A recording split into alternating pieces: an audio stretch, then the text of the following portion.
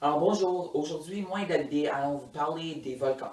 Alors un volcan est généralement une montagne en forme de dôme ou de cône qui émet des matières en fusion comme de la lave et aussi des matières solides comme des roches, des cendres, etc.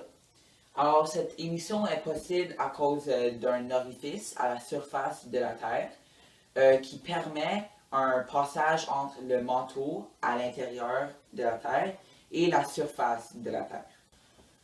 Alors, il y a plusieurs types de volcans.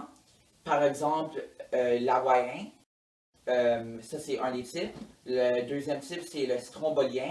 Et le troisième type, c'est le vulcanien.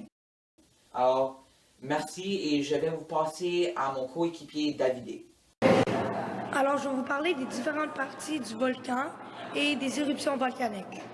Alors, une éruption volcanique est un phénomène qui est produit par la pression des gaz volcaniques à l'intérieur de ce dernier.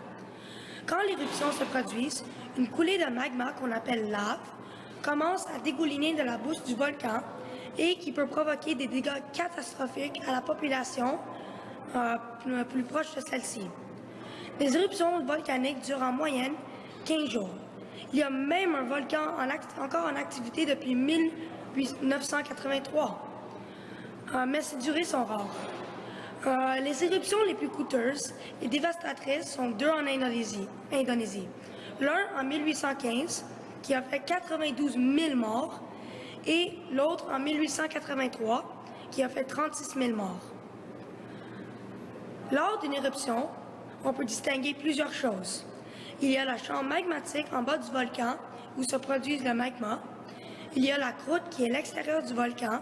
L'intérieur du volcan où la lave monte se nomme la cheminée.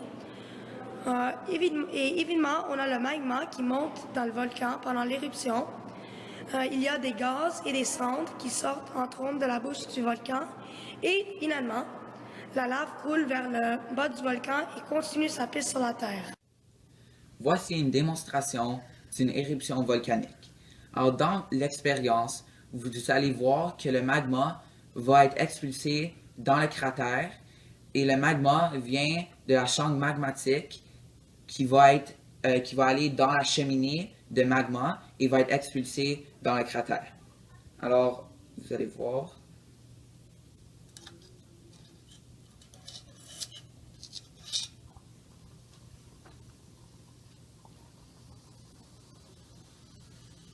Alors, le magma sort dans le cratère et va créer des lahars et des coulées de boue